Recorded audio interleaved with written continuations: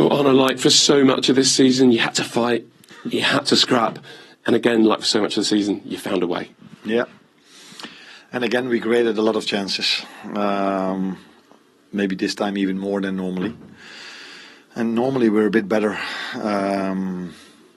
if we create chances that we score goals. But today it took us a long time, and of course, a great moment for Trent after working so hard to come back, being able to be with the squad and then come in and make the goal that makes a lot of difference is very special. At the start of the game, I think Salah hit both posts in the 3rd minute. Did you go from thinking, it's kind of a matter of time till we score, to as the game wears on, is it going to happen today?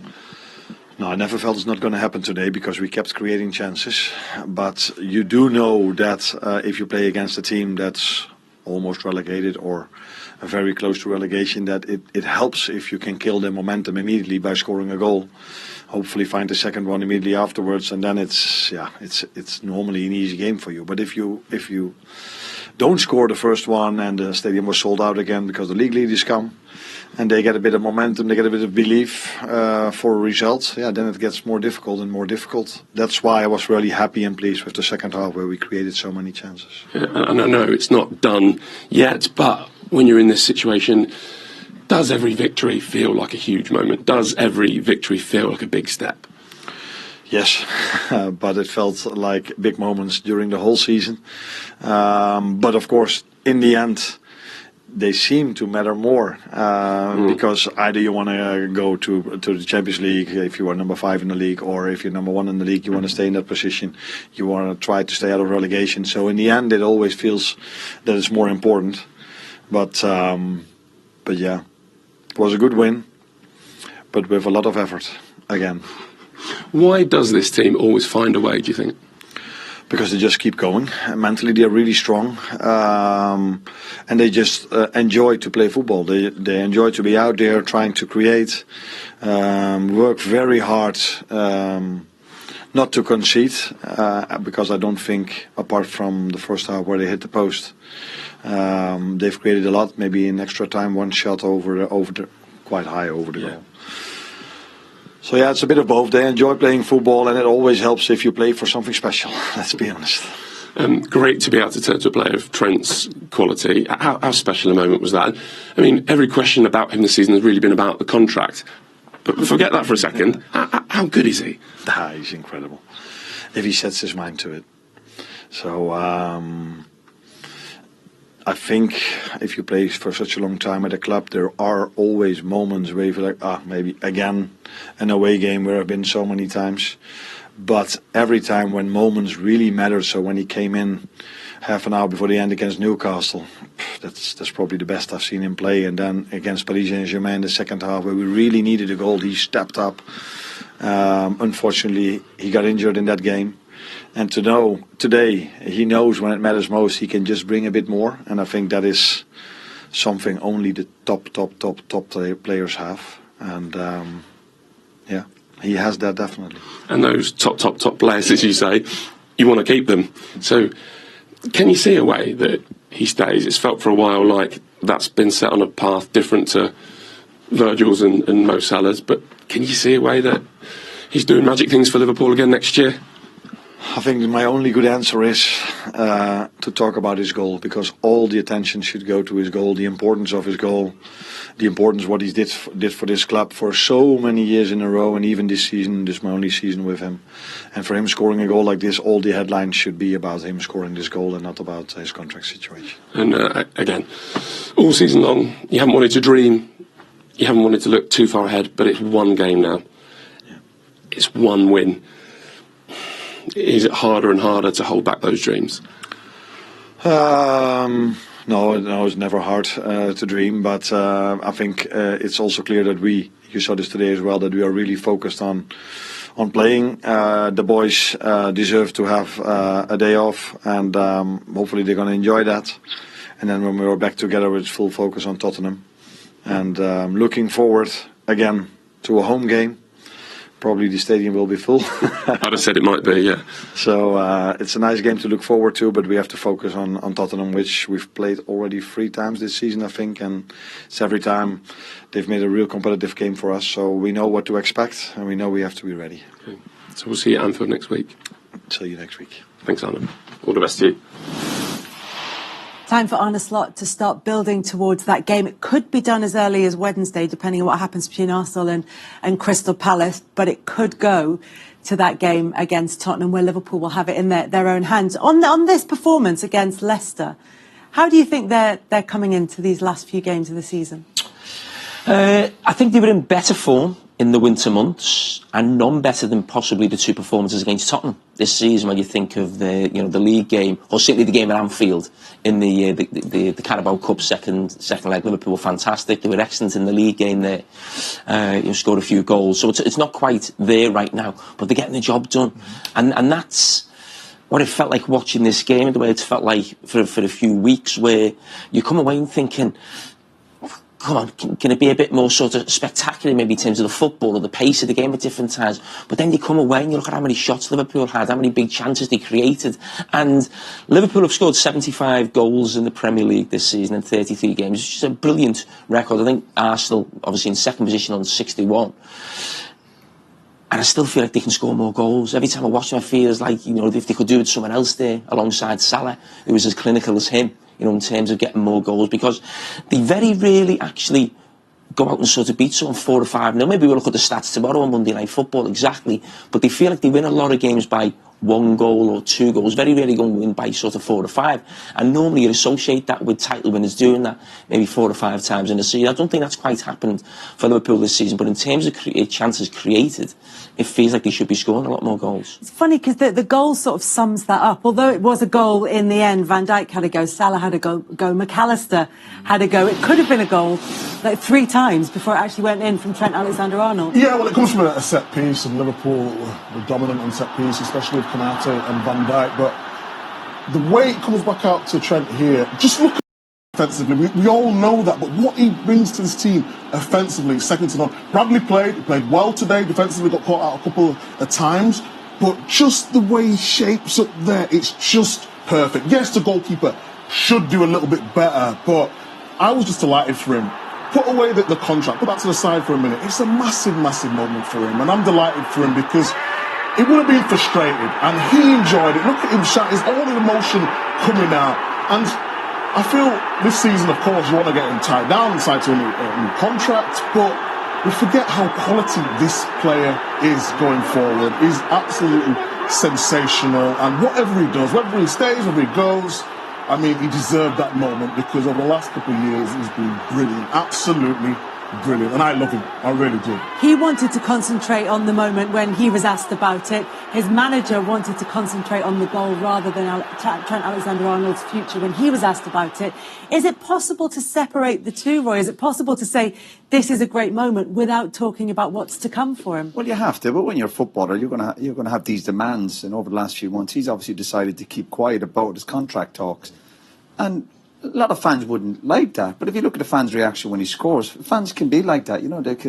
They'll be disappointed with you. But when you turn up and you perform like he has done and scores an important moment, then it's all forgotten about. There'll still be Liverpool fans up and down the country, all over the world, frustrated with Trent a little bit. But you can't begrudge the guy what he's done on the football pitch. The brilliant player he's been for Liverpool. Is it 350 odd games or whatever? It's fantastic. He's a brilliant player. And the contract thing will obviously be sorted, I'm sure, over the next few weeks. It clearly looks like he's going to be leaving. But yeah, let him enjoy that moment. But you also have to be mature enough to understand that people are going to ask questions about your situation. He's dealt with it by not commenting on it. And you have to respect that. You mightn't have to like it, but you look at the Liverpool fans' faces there. What if he leaves the next few months? Yeah, a lot of them will be going, they'll be frustrated with him. But they're not frustrated with him today, because that's the modern football fan. The bottom line, he's gone out there and he's done the business. We felt when he came on today, all of us were saying he'd probably scored a winning goal. And that's what he's done. And as poor as Liverpool, I suppose, has been in the last week or two, they've created loads of chances. 2 of the defenders have stepped up. They've forced goals or winning goals from set pieces. And that's a good sign. We've always said they have a good knack of winning football matches, even when they're maybe not at their best, but they're still creating loads of chances. They gave up 1 or 2 chances against a poor Leicester team. Leicester obviously not good enough to punish them. They've won the game. Pretty sure they got the job done next week. It may already be decided behind closed doors, but if Trent Alexander-Arnold leaves Liverpool at the end of the season, whether it's for Real Madrid or where else, but Madrid are the front runners for this, did he show today, even in that sort of 15, 20-minute cameo, exactly how hard it's going to be, whether it's Conor Bradley or whoever comes in to replace him? You can't replace him, because what he is, the reason we talk about him so much, I think he's the most talked about fullback we've probably ever seen in the Premier League, is because he's unique. He's different. And you just mentioned about him defensively. Now, most top fullbacks don't get it thrown at them. They're not very good defensively. But he's so unique on the ball. I think I said 4 or 5 years ago, it's like having Kevin De Bruyne play at right back. That's what it feels like in terms of his ability on the ball. He can come on and change games. So Liverpool aren't going to replace that. So Liverpool need to replace his creativity. They're not going to do that from right back. They need maybe to do that from an attacking midfield position or maybe a left wing position. So the team has to evolve that way. Now, where they can replace him is Conor Bradley's a right back. Conor Bradley shouldn't look at Trent and think, I want to be like him. He's got to be like Andy Robertson was when he was in his prime. A proper fullback, up and down, aggressive, at the winger, maybe overlapping, getting crosses in, underlapping is what the Liverpool fullbacks like to do. So you're not going to be able to replace him, so forget that. But the big decision in Liverpool have, or a couple of decisions between now and the end of the season and the summer, is if Trent hasn't committed, which he hasn't, obviously, to the manager for next season, he shouldn't be starting games.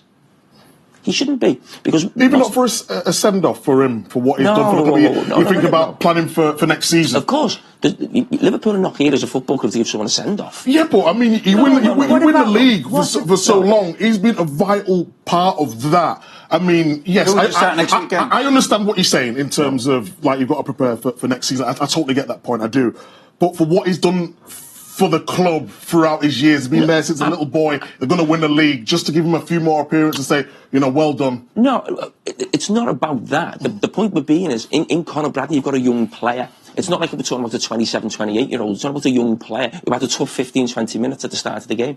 And that's part of becoming like an experienced player. I went through that in certain games. Gary, who was commentating, would have gone through situations like that. It's not about, let's give Trent a send-off.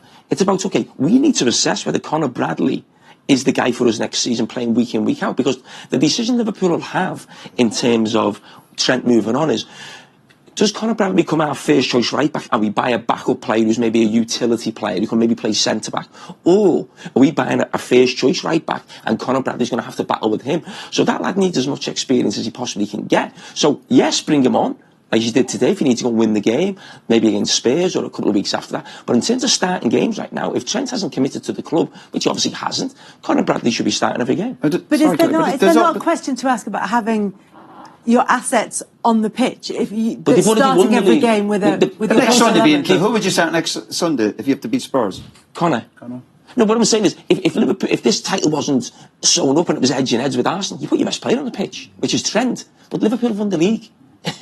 Have you seen enough in Bradley? Because I think he's good enough. If I think he's a really good player. Week in, week out. We still don't know. That's my point. That's why you have to give him his head now. Sort of 5 games to go. Start him in all these games. He'll have good games. He'll have bad games. He's a young defender. But give him that experience, and then you get to the summer and you make your decision what you do. It's amazing that we talk about Trent. Trent's a fantastic player. But as if the world's coming to an end if he leaves. Yeah. If he does leave, you wish the lad well. He's done brilliant. He's been a good servant. He's been a brilliant player for Liverpool. But I'm pretty sure Liverpool will survive. Better players have left Liverpool than Trent. And Liverpool are doing okay. You have to also accept, supporters have to accept you're supporting the club. Obviously, you love your players, you'll have your idols, you'll have certain players like Dalglish and Rush and all these people. But when they leave, you just continue this. Exactly. Good players will come through. That's the name of the game. So, as brilliant as Trent is, Liverpool will be fine. And the point I want to make about that is, before this team got together, Steven Gerrard, alongside your dad, the 2 greatest players ever played for the club. We were in the team together. We didn't win the Premier League. The next manager won the Premier League and won everything with, half of this team and other players who moved on. So the greatest player in Liverpool's history moved on. The next manager won the league and won everything. European Cup, World Club Cup. It just shows you the great clubs. As Roy said, he knows better than anyone the great club he played for. You'd be fine. So go next level, what for them to push on or kick on next season, what do Liverpool need in your opinion? Say you was to lose a Trent. I think Liverpool need 5 or 6 players. I do. Not necessarily. Yeah. I do. I think they need a lot more pace in the team. I think every area of the team. could be looked at in terms of 2 defenders, 2 midfield players and 2 attackers. Yeah, I think it'd be good for the manager, the Liverpool manager. Watch the strong teams always done over the years. Chelsea, United, go back to Liverpool in the 80s when they were doing really well. They'd also then make a statement this summer. I know about these couple of lads signing deals, which is fantastic. But they'd also go out and buy 1 or 2 or 3 top players, and everyone go, oh, hey, you send a message to everybody that, yeah, we might have won the league, but we're not relaxing with this. You send that message, and if Liverpool go out and get 1 or 2 world-class players, you're also putting a marker down to the other teams to say, listen, we're hopefully here to stay for a few more years, competing at the top. Because the point to be made is, since they rejigged the board at Liverpool, and since they brought in new decision makers in Richard Hughes and Michael Edwards has come back into the club, hasn't been very active in the transfer market, if at all. No, so that means there should be plenty to spend this summer. But Liverpool aren't a club who'll just, to pacify the supporters, we're going to buy lots of players, something that Chelsea have been doing for the last years, and Manchester United. I mean, look at the state those 2 clubs are in. It's about being brave, which they were really brave. When does a manager ever come to a football club, a new manager, and not really sign anyone for the first team, or bring players he knows from his former club? It's unheard of. And they held the nerve. And they get criticised from Liverpool fans. And I get criticised as being an FSG stooge. I'm not. Are you? No. But the point I'm making, you have to admire the nerve and what it takes to actually stay strong and say, no, we're not going to panic. We're going to wait for the right moment and we're going to deliver. And that's what they've done for the last sort of 6 or 7 years. And hence why they've been so successful. Do you think they'll do it this summer, Jeremy? Do you think that's too lined up? Liverpool aren't a club who have a big summer every season. I think Liverpool could have a real go, and then for the next couple of summers it'll be okay, we've got this team now, and then they'll go again. And I think history shows that even when Jurgen Klopp was manager, I think this summer is the right time to do it. Arne Slotter's assessed the squad. It's not his squad, it's Jurgen Klopp's, and he's got a little bit more out of it than the previous manager did last season, but he'll want to put his stamp on it this summer. And he's taken them to within 3 points of the Premier League title. You'll be... Trent, you have been a great Liverpool player. Was that one of your best moments in the red shirt? For sure, I think I've had some good moments in the stadium, to be honest. Scored a few goals here. But no, I think being so close to winning the title now, I think my first game back from injury as well, it was an important game for me. I was excited to be back. I put in a lot of hard work over the last few weeks to get back fit. And I'm eager to play. And I was happy to contribute with the goal. It was a big one.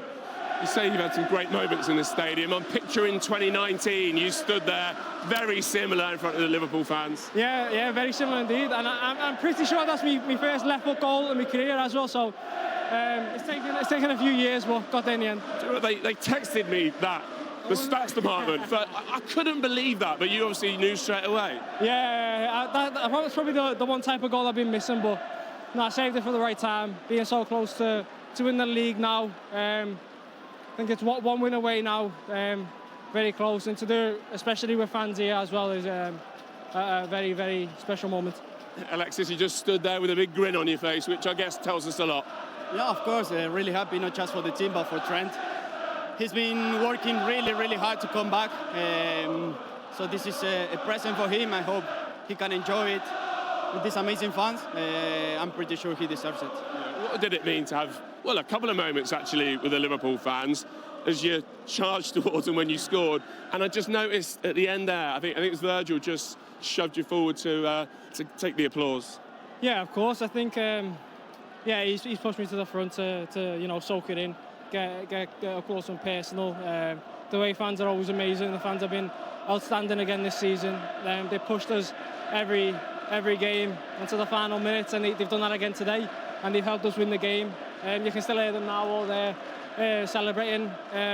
As much as we do it for ourselves and do it for our families, we do it for the fans as well. They're the ones that travel to games, spend the money to come watch us play, so at the least they deserve is to see us give 100% on the pitch and win games, and to be so close to sealing, for some of us, a second league title, and for a lot of us a first league title. But especially in front of fans, which is what we've been missing, is very special. Listen, there's one more burning question. You know it's coming. I don't know if you can give an answer. How many special moments left for you in the Liverpool shirt? Look, obviously, like I've said all season, I'm not going to speak on my situation. I'm not going to go into details. But these days like today are always special. Scoring goals, playing, winning games, being close to winning titles as well, being in title races. The special moments that will live with me forever. and I'm glad to be a part of them. Well said. Can you do one more job for us? Player of the match, Alexis. I don't know if I deserve it, but the most important thing is the win and that this guy scored. Well said.